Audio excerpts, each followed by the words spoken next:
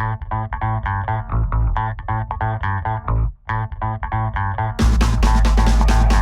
this is John Cola with okraw.com. Today we have another exciting episode for you. In this episode, I'll be answering your guys' questions. I apologize, there's one of me and I have lots of followers on other different social media, so I have a policy where I don't respond to, messages that I get, people asking me questions, but I do have a way I will answer your questions. And if you go to the link in the description to my community tab on YouTube, I have a space where I put post your question here and John might answer it in next month's Q&A. So post your question there and I might just pick it and answer it in next month's Q&A. All right, so on with this month's questions. So the first question is from Bonnie Mullen. Do you feel stronger now that you are having some cooked foods, and is your cooked meal at night? With a lot of question marks. All right, Bonnie, so do I feel stronger now that I'm eating cooked foods? So the first thing I want to say is that, not all cooked foods are created equal. I will have a video soon coming about how I specifically process and heat process my foods. Link down below to my video on why I started including some heat processed foods in my diet, and specifically how I cook it to minimize any toxin creation in the foods. As somebody who eats a primarily raw food diet, I strongly believe that the way that most people eat their heat processed or cooked foods is quite toxic, and I'm not an advocate of most cooked foods. However, I do believe that certain foods that are heat processed can be beneficial. All right, so I'll preface it with that. Now, do I feel stronger eating some heat processed foods?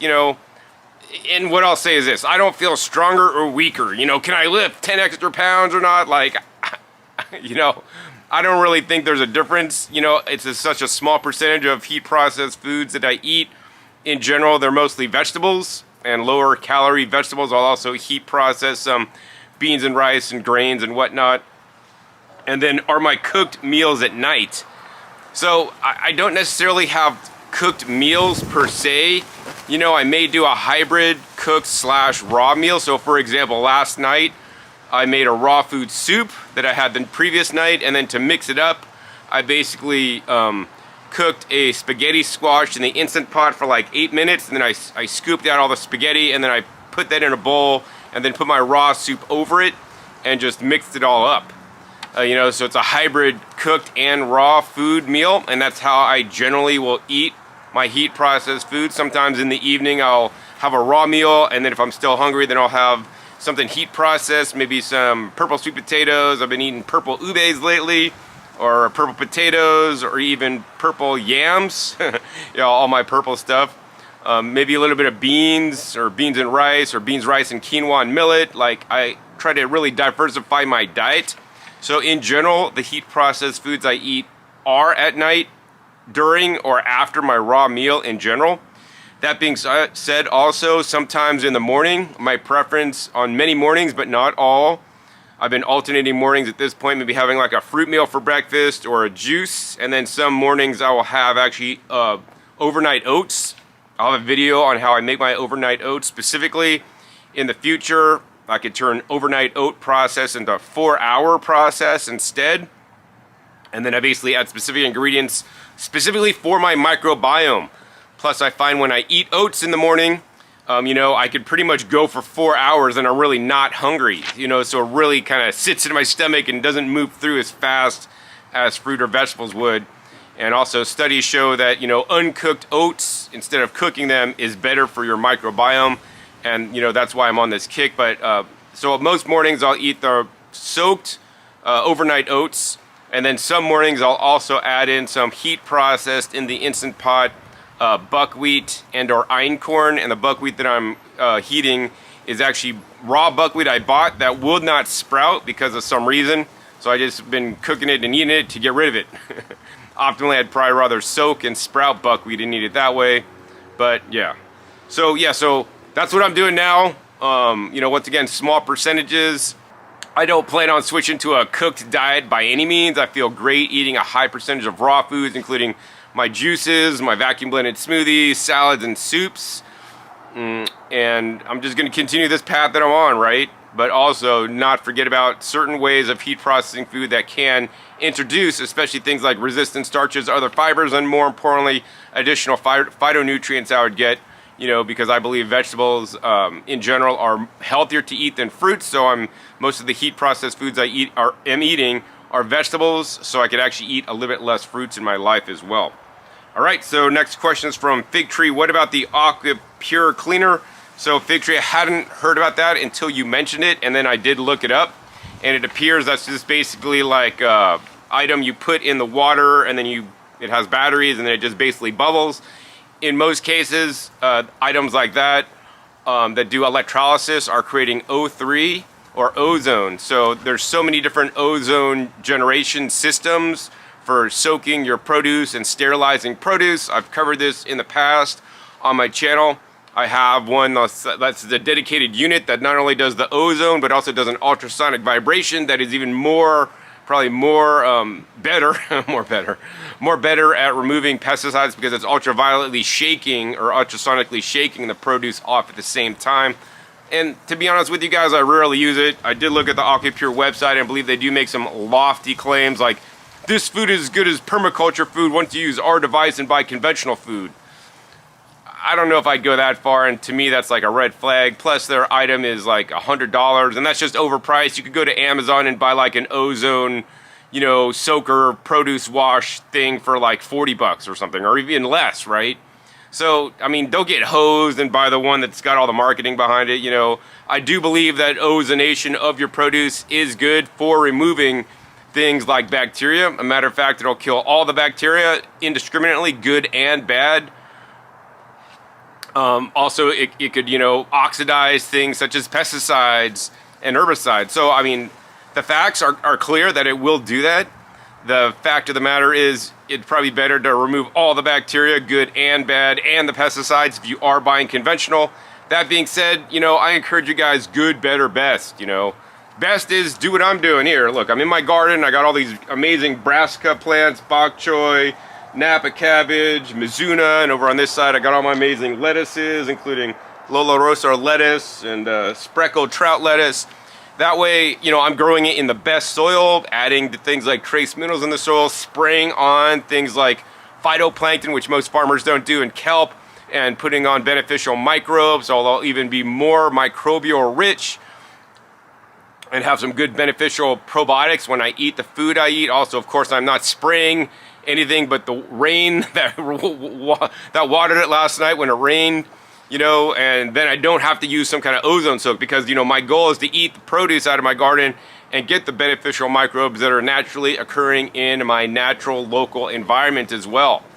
Of course, I know a lot of you guys can't have a garden in the backyard because you don't have space, so then I would recommend you guys grow sprouts and microgreens inside. And of course, you know, next best would be go to local farmers markets and buy things from farmers that you trust and know their process. After that, I'd say go to the store and buy organic produce whenever possible, whenever you can. That's gonna be definitely better than conventional. And then of course, if you can't do any of those things, then buy conventional produce and use the ozone machine. Whichever one you guys choose. All right, next question also from Fig Tree. John, is it better to drink root vegetable juice separately from leafy greens, or just taste better and to have different colored juice better? I just juice all together. All right, Fig Tree. So I personally like to juice my roots separately than my greens. And, you know, this is just what I like to do. Like, if you guys are only going to drink one juice, then just, you could juice it all together. My only reason for separating them out is because, to me, leafy green juices and green juices are more valuable than root juices. Root juices, yes, they're super nutritious. They contain lots of nutrients, especially things like carrot juice or jicama, which I like to juice a lot for the inulin. But the green leafy vegetable juices are the most nutritious, so I want to ensure that you guys drink a high quantity of them, and that's specifically my goal. You know, this week I made like a gallon of leafy green juice based around romaine lettuce, some celery, and kale from my garden. And that's what I'm drinking this week, you know. And if I added carrots to it, then that means I'd be drinking less leafy greens. Plus, when I mix leafy greens and carrots, like the tastes get muddled up, and then when I drink it, I personally just don't enjoy it as well. I would rather just drink straight carrot juice straight. I love it. And then I'd rather drink green juices straight, and I love it. But if I mix them together, I don't love it. So that's just me personally, man. But if you guys could do whatever you want.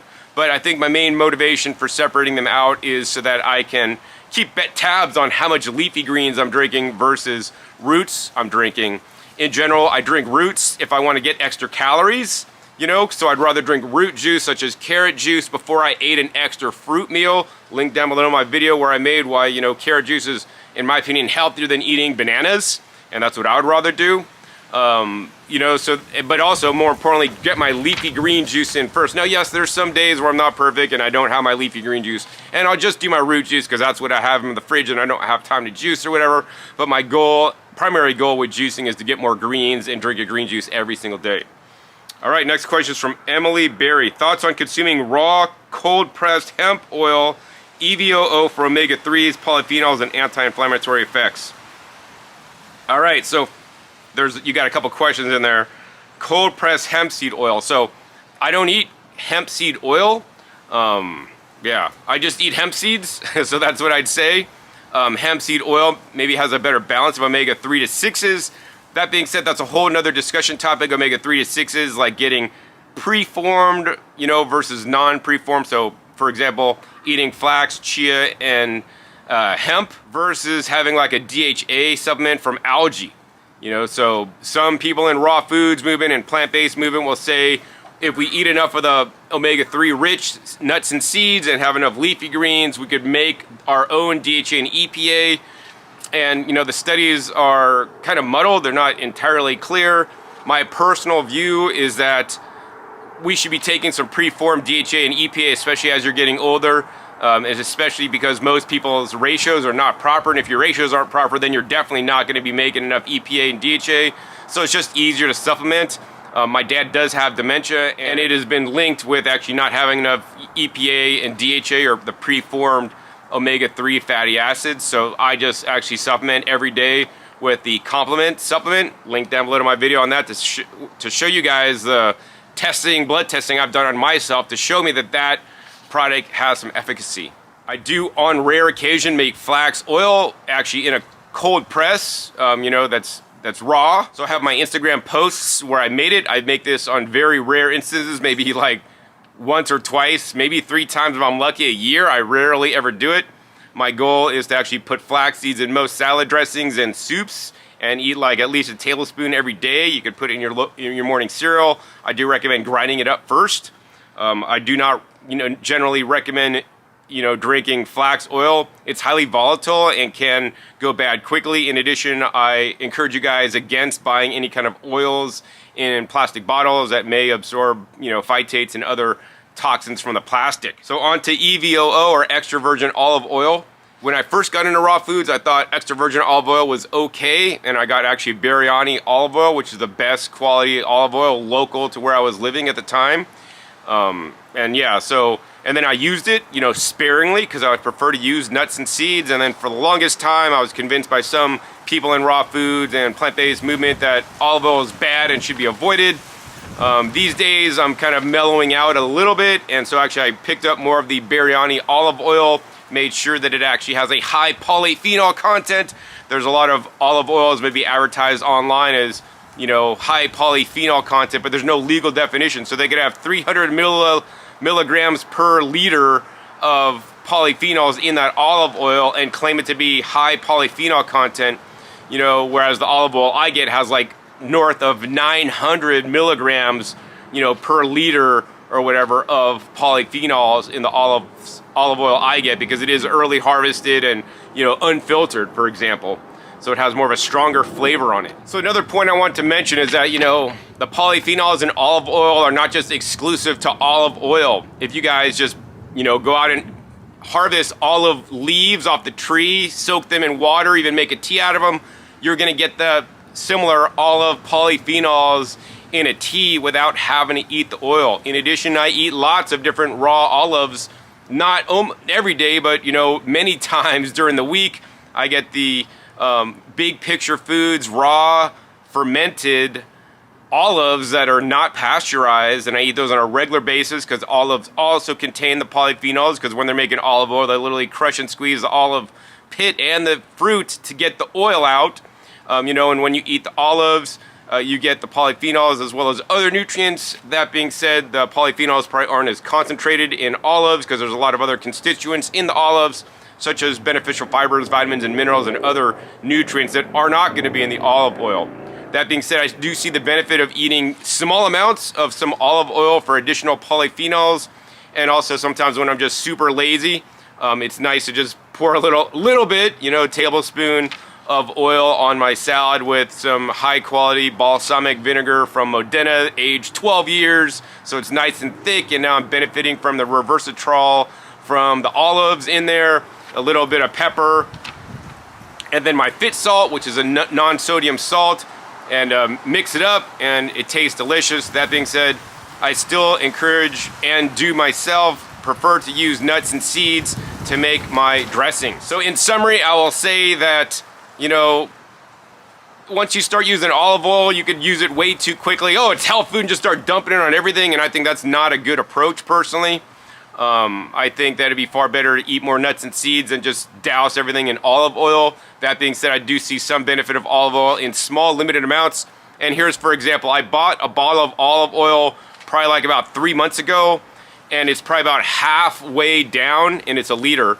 So I use maybe a half a liter in 3 months. So it might take me like 6 months to go through the whole bottle, maybe even a little bit more. So, I mean, I think that's a sustainable rate of consumption. Not dousing it or everything, but yeah, use it once in a while for additional polyphenols that you may not be eating otherwise. Of course, let's not forget about the benefits of eating, olive extracts, if you want to buy tinctures and things, because those could also have the polyphenols. Harvesting olive leaves, making some kind of tea out of them. It's gonna be quite bitter. Eating olives fresh dried off the tree, and just eating olives as well. So once again, good, better, best, and that's what I'm gonna tell you guys. All right, next question is from Miguel Lozano. Hey again, John, just curious about your thoughts on anti-aging drugs like rapamycin, metformin, NMN, etc., or if there are any anti-aging things you recommend. Obviously, fruits and vegetables are the key. I personally don't take any, but I'm curious about what other people think. All right, Miguel, so I've seen some videos on rapamycin and metformin. I'm definitely no expert on them, and I'm not a doctor. My personal opinion is that I might experiment with them if I had a doctor friend that could prescribe me them, and I could try certain ones for certain reasons. I think I did see some studies on taking, I think it was metformin, on increasing certain gut bacteria that actually that I would like to increase. So I would, especially for a short time, increase my dosages of those drugs if I was taking them, which I'm not, to see if I could get my bacteria up, because the bacteria is so important to me that I would take for a limited time a drug to do that, and then get it up to a stable level, and then keep it there through dietary methods. That being said, I'm not doing that. I repeat, I'm not taking any drugs to do that. I'm doing it through natural methods to try to get that bacteria up. But hey, if my natural methods and the things that I'm trying don't work, I'd be open to taking something. Some of those drugs are amazing, and I guess the anti-aging benefits are side effects because they weren't necessarily approved for these techniques. But some of the studies show that it can be helpful. That being said, we should not just rely on drugs, because drugs, in my opinion, are still not the answer. Eating a healthy plant-based diet rich in phytonutrients is the answer, although they may assist in small amounts. So you also classified as NMN as a drug, so the FDA may want you to believe NMN is a drug based on a recent pharmaceutical company's filings for a specific type of NMN. That being said, to me, it is a supplement and it's not a drug at this time. I do take NMN supplement on occasion. I also do take an NAD supplement as well at this time. I believe they can be helpful. Next question is from Emily Berry. Thoughts on nutritional yeast, organic, unfortified, OFC. All right, Emily, so my thoughts on nutritional yeast, few things. Number one, I do not encourage nor recommend fortified nutritional yeast. If it makes if you don't know, and if you eat it, then your pee turns like bright yellow when you eat it, that means it was fortified. They add a lot of different vitamins in there, which can be beneficial in some cases, but also harmful because they do put synthetic folic acid, and I would rather get my folate from my foliage from my garden, and I eat lots of folate-rich foods. Isolated folic acid can be problematic and cause disease, so I'm not I do not recommend any fortified yeast products. Personally, buy an unfortified organic yeast from Germany is the one I primarily source. And I do think in small quantities that can be all right to eat. Once again, you know, eating some, it's once again inactivated, so it's dead yeast. You know, eating certain dead bacteria and dead yeast can cause a shift in your microbiome. In addition, of course, because you're eating yeast and most people don't eat yeast, there's different vitamins, especially B vitamins and things already in there existing that they don't necessarily have to fortify, so you can have access to those nutrients. If you're eating Garden of Life, like vitamins, like the vitamin code, most of those vitamins, they say they're raw. They basically take the artificial vitamins, they feed it to the yeast, the same yeast that's in Nutritional Yeast. Was it Saccharomyces cerevisiae or something? And then they basically extract that, and now the yeast have all the vitamins within them, and then they put them in a pill, and then they sell them to you as raw, which kind of a little bit scammy on those. But, you know, I'd rather just eat the nutritional yeast that are just grown on, you know, the grains or the beets or whatever they're grown on, and then just eat that so I could have the benefits of greater nutrition, flavor diversity, you know, and that's actually some beneficial fibers that could feed your microbiome as well. Once again, that one also, you know, I buy a whole bunch and then it sits in my pantry and I might use it a couple times a month. So it's exceedingly rare. It's not like I'm dosing on the stuff every single day, you know, so I think it can be helpful in small amounts, you know, for diversity of nutrients and fibers. All right, next question from Ali Marie. What kind of raw foods can keep you full for a long period of time? I find when I eat raw foods, I'm hungry again pretty quickly. Is that normal? All right, Ali, so that's normal. Most raw foods you're gonna eat, vegetables and fruits, are high water content and low calorie content. Due to the high water content, they generally move through our digestive system fairly quickly, and so you are hungry again. Plus, they're also lower calorie. So to increase that, I would encourage you guys to eat higher calorie foods or higher calorie foods with lower calorie foods. So for example, if you eat nut butter with some celery, right? Or eat nut butter with some apples, right? That's gonna keep you full a bit longer than eating the celery or the apples alone. Another thing you could do, which I've been doing lately, is I do overnight oats. So I get sprouted 1 degree organic oatmeal that's certified glyphosate free. I currently buy it at Whole Foods. It's the cheapest place to buy it. They did have it at Costco for a little bit. And if you just soak that, you know, I soak it in some nut milk or coconut water, and then you could eat that and then add in, like, you know, fruits. Like I do like freeze-dried blueberries, but you could put frozen blueberries in there or fresh blueberries. I cut up some banana in there. I put additional, you know, maybe walnuts or flax powder sometimes, and additional fiber in there, some cinnamon in there, and I put a little bit of maple syrup, high polyphenol maple syrup in there, and eat it. And I swear, when I eat that, you know, pretty much raw meal, because it's like I don't cook it, I'm like good for like 4 hours. Like I don't need to eat again for like 4 hours. So that's insane. So you just, you know, increase the amount of fruit in there. If you want to eat more fruit, I tend to try to, you know, put as little fruit as possible because I want most of the oatmeal and the fiber in there. And I'll make a video soon on how I make that.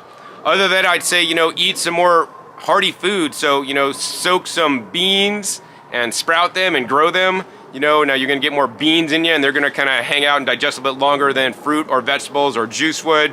You can make a thick smoothie. Talked to my friend the other day, you know, you can make a fruit smoothie, and then the other way to use that oatmeal is, you know, well, a green smoothie would be better than a fruit smoothie. Then put a bunch of oatmeal in there to like make it thicker, creamier, and also because of the fiber, it's gonna slow down the absorption in your digestive system, so you'll be, you know, not have to eat as often. So hope some of those tips help. Oh, the other thing I'd recommend is adding more protein, you know, to your meal. So adding more leafy greens. Once again, when you're making a smoothie, add a bunch of greens in there. You could add things like algae powders. That'll also help, you know, I believe, satiate you for a little bit longer than eating some of the lower calorie fruits and vegetables. All right, next question is from Miguel Lanzo again. Hey John, hope you and your family are doing well. Sending you lots of positive thoughts and future blessings. What are your thoughts on E3 Live or AFA in general? So E3 Live, you know, here's the thing. I think that algae powders, whether it's E3 Live, spirulina, chlorella, I take a phytoplankton powder sometimes. I think they could all be beneficial, you know, in proper amounts, not like overdosing on it, especially some of the AFA algae specifically, you know, there's been some links with contamination issues. So, I mean, that could just happen with any algae or food for that matter. So I'd be a little bit concerned. So I wouldn't like make my diet out of it, but hey, including it sometimes in your diet several times a week in small amounts, I think could be a good thing. Next question from E.A. Bird. I started juicing and my sugar levels spiked to dangerous levels. My vegan doctor told me to stop juicing. He said juicing breaks down the fiber, needed to get rid of excess sugars, said sugars attached to the fiber and get flushed out. He said to chew my juice. What are your thoughts on this? All right, so I don't know what you're juicing, so that's the first question that I would have, but he said chew your juice, and I wholeheartedly concur and agree with your doctor on that. We should chew our smoothies and juice despite them already being broken down, so we mix the salivary amylase and even chew it to get our jaws moving. This all helps with the proper digestion process. Okay. He said that juicing breaks down the fiber needed to get rid of excess sugars. I don't know that I'd explain it in that way, but what I would say is that I believe that, especially the way that juicing is portrayed online by the majority of raw food influencers and educators and peoples, is they're primarily juicing fruit juices, you know, and I personally do not recommend juicing fruits without doing a few certain things to make the fruit juices even healthier. Link down below to the video that I made earlier this year or last year talking about what you should, you know, do to fruit juices before you drink it to make it even healthier. So I share my tips on there, and one of the things I say is I don't recommend 100% fruit juices, and that, you know, can in fact spike your blood sugar. There's two main components in fruits that will slow down the absorption of those fruits. Number one is there's the fiber, so there's soluble and insoluble fiber. When you juice, you can keep some of the soluble fiber, and depending on the juicer, maybe some insoluble fiber too, but it's broken down, and that's another key point that many people don't realize, that the juicer breaks down the fibers, but so does a blender. The blender will keep both kinds of fibers, but also break it down, so then the absorption may be different than eating it whole when you're using your teeth to break down the foods. Number two, there are properties in the fruits and vegetables besides just the fiber, such as certain phytonutrients that will slow down the absorption of the nutrients in your bloodstream. So for example, in apples, you know, maybe some of the polyphenols in the skin have been shown to slow down the absorption of the sugars as well. That being said, I still don't recommend basically juicing straight fruits and drinking them, especially, you know, for some people that are more sensitive to these kinds of things. So I have some techniques, once again, linked down below, where I discuss this to how to minimize those. That being said, I do not recommend making fruit juices, right? My goal with juicing is to increase my leafy green vegetable content as I sit here in my winter garden full of leafy greens. The fact of the matter is, like 9% of Americans eat the recommended servings of vegetables, and we're not even counting leafy green vegetables. So if they did a count on that, it'd be even less. Leafy greens are the most nutritious greens on the planet, and I would highly doubt that if you do straight kale, you know, you'd have an issue with your blood sugar levels because it has very little sugar in there. In addition, the polyphenols and phytonutrients in the leafy greens are just off the chart, and so those are going to be so beneficial for you. You know, root vegetables on the other hand do have some sugar that you are liberating when you're juicing them, so I would be a little bit cautious if you're more blood sugar sensitive. So yeah, that's what I'm going to tell you guys. I'm going to say drink more leafy green juices, stick to leafy greens, things like cucumbers and celery and non-sweet fruits, and minimize the root vegetables, you know, if you're having challenges. And basically, you know, I would not recommend juicing fruits like a lot of other raw food influencers promote, teach, or show in their videos. Yes, I'm an outlier, and I'm glad to be that way. All right, next question is from David Trivat. Are you a prescriber to Iridolgy? If so, did you notice a change in your eye color when you first went raw all those years ago? All right, am I a prescriber to Iridolgy? I do not prescribe Iridolgy. I am not an Iridolgy expert. I have not gone to school for Iridolgy. That being said, I did get an Iridolgy reading from, I think, the daughter of Bernard Jensen before. And so I have gotten my eyes done before, and I have paid attention to how my eyes looked before and after I went raw many years ago. And I will say my eyes lightened up or got a little bit, brighter in color after I went raw, as I got more, I guess, clean, if you want to say that, or toxin-free or whatever. I think iridology is an interesting science to look at, but I would not put all my faith in iridology. I would rather put more faith in a microbiome test that actually could be cheaper than in getting your eyes read, and have a starting point for that. Link down below my video on how to do your own gut test, and if you're doing it, I think this month, January, it's on sale for 40% off. Last question is from Greg. What are your thoughts on a reasonable length fruit fasting / feast for cleanses? For example, an occasional 2-week mono grape feast, or a 1-month watery low-fat fruit feast of any variety you like, once or twice a year, working on weight loss and cleaning out inflammation and improving OSA. All right, Greg, so my thoughts on a reasonable length fruit fast / feast for cleanses. So, I'm not a fan of, fruit feast cleanses, or, juicing fruit for a cleanse, personally. My personal opinion, this is my channel, I'm sharing with you guys what I believe on here. I would encourage you guys to do a vegetable feast or vegetable cleanse, especially leafy green vegetable cleanse, instead of fruit, personally. I'm not going to say that going on a fruit cleanse is necessarily bad or anything, because surely if you guys are coming from a McDonald's diet and you're going on a fruit cleanse, that's infinitely better, So I just think that, eating only mono fruit grapes for like a week, while in the past it has shown that people could heal from that. But let's not forget that people could heal from a whole food plant-based diet as well, or even a well-balanced raw diet with a lot of juices, or even just a juice fast, or even just water fasting at a medical supervised water fasting facility such as True North. So what I would rather have you guys do is actually give Alan Goldhammer a call at True North Health. He'll see if you could go in for a supervised water fast, and if you can't, he'll tell you, well, hey, you could come in here to our center to do a SOS free, plant-based diet, or you could come into our center to do a juice fast where you're medically supervised, where you're going to get the proper care that you need to stay healthy and not be imbalanced with all this fruit.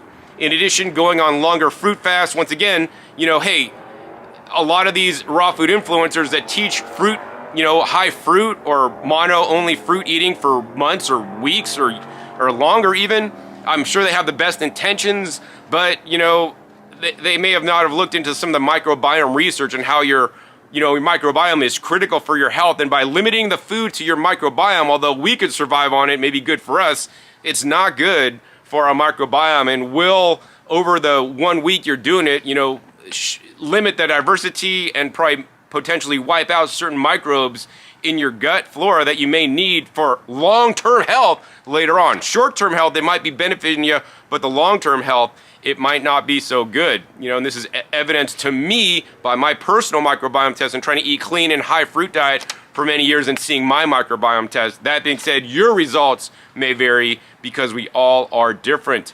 That being said, I would rather have somebody go on a green juice fast, and go on straight green juices, and that you're definitely going to be probably at a calorie deficit by just drinking green juices. And I think that'd be far more beneficial because there are a lot more phytonutrients as compared to sugar in leafy greens than fruits. And I'd bet dollars of donuts on that one. But yeah, so not to say that fruit diets or fruit mono eating can be bad, I'm not a fan of them. So you know what, if you want to do a 1-day fruit cleanse, mono grape eating, whatever, and make sure they're organic grapes, because non-organic grapes are just highly sprayed with pesticides, which are usually available all year round, imported. I would say, yeah, go for it. So I'd be in favor of maybe a 1-day, it's not going to really do much to your microbiome. But I'd say, it's more important not about these fasts you do for a short period of time, but it's what you do on a long-term basis that's really going to inch you forward. Because if you go on a 1-week fruit mono-only cleanse and you're like, oh, I did a cleanse, and then now you go back to eating McDonald's and junk foods and highly processed foods that are clogging you up again, and then you think you got to go on this fruit cleanse to do again, that's not sustainable, guys. I'll put a link down below in my video where I share more of my thoughts on this, about, why I don't recommend even juice fasting for most people, because it's not really going to serve them in the long run. And that's what I'd recommend for you guys, right?